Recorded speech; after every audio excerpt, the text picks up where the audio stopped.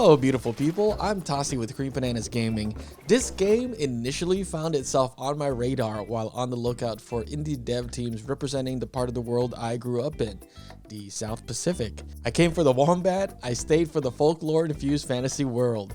A special thanks to Twin Sails Interactive for review access. Innchanted is a cute and chaotic entry into the hospitality management genre that can be played solo or co-op. It does its best to shake up the genre, and as I've been told time and time again by my guest, overall, it just works!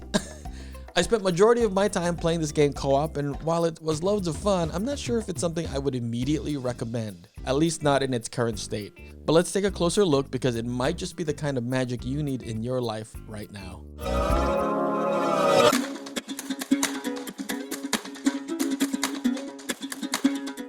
You begin the game with some basic mechanics of refilling potion dispensers and grilling meat. You're introduced with a mechanic that's either new or builds on the previous one almost every time you move through a level. So prepare thy nimble thumbs. Sometimes it's as simple as mixing two different potions to get a specific effect, and other times it's having to spear your own fish before you can grill it. Then there's a whole remixing of all available activities that really ratchet up the chaos level. Imagine having to coordinate where you have to seat your guests before needing to brew up a potion to dispel curses before your guests decide to leave or give you 1-star rating on Yelp. Yeah, it gets wild. And it can get kinda hard if you aren't well coordinated. To borrow from our friendly hood neighborhood ogre, the difficulty level is like an onion.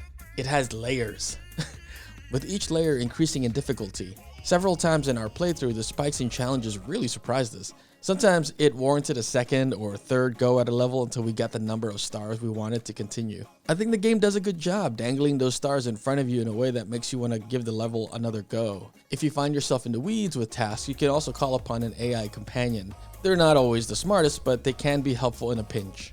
Speaking of pinch, the characters are so cute, you just want to pinch them. They get even cuter and stylish with unlockable cosmetics.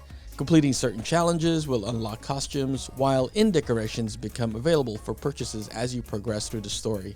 There's a progression system that looks to improve aspects of your abilities like how long potion buffs can last to cooking speed, and even upgrading your piggy bank to fend for itself when pesky cat burglars come around.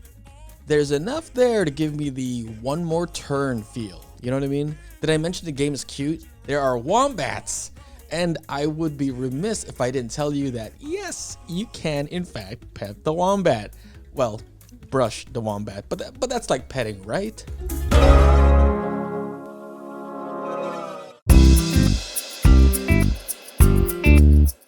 Enchanted story takes roughly 8 hours to complete, but if you're looking to get full stars for every level, then you'll easily extend that. The premise is that your Rules family inn has been stolen from an evil wizard landlord, and you and your companions must brew potions, fish, cook, and fight to reclaim your Rules family legacy. You can choose to play as either Yarul or any of the other 3 companions. It starts off strong out of the gate, but starts to stretch thin as it attempts to explore interpersonal relationships. I don't think it hurts the game in any way, but I would have liked to see more focus on the family, especially with the game time being as short as it is.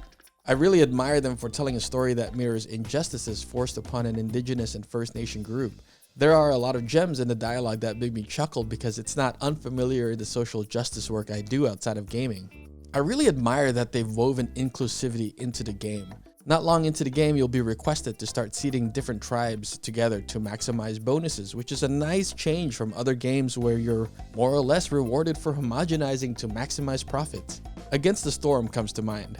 You know what else comes to mind? According to my YouTube analytics, not a lot of you are subscribed. If this video is bringing some value to you, be sure to hit that subscribe button right meow. Help me do better by letting me how I can do better.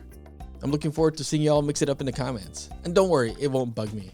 Oh, speaking of bugs, we didn't come across any game-breaking bugs in our time playing, but there are a handful of things I want to mention that's more noticeable than 3 dingoes in a trench coat. The game doesn't seem to take note of which character you're playing as it attempts to unravel the story around you, and the interpersonal relationship just sort of happens. It's also clear that the game wants you to play with the controller, which for anyone more comfortable on a keyboard and mouse might just need to deal with. Less of an issue if you're looking to play this as a couch co-op.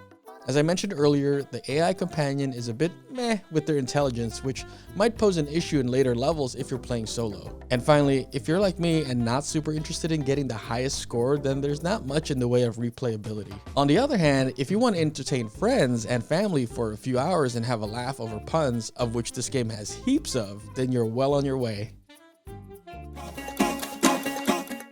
Enchanted feels like a game wrapped in a lot of love and shared with the world with lots of hope and good tidings. Dragon Bear Studio put a solid foot presenting a game that's as chaotic and messy as it is cute and wholesome. It grounds us in a magical themed world with Australia as the backdrop and fill it with lots of cultural references, humor, lingo, and colors. And I commend Dragon Bear Studios for giving us an opportunity to reflect on how the world has changed since the pandemic, and that telling stories is one of the best ways to repair what has been damaged, one in at a time.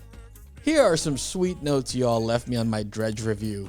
A mighty big thanks to my Patreon supporters this month. Your patronage goes immediately back into these videos by allowing me to spend some more time with these titles. If you aren't yet a patron, please consider checking out my page using the link in the description below. I'll see you in the next video. Bye everybody.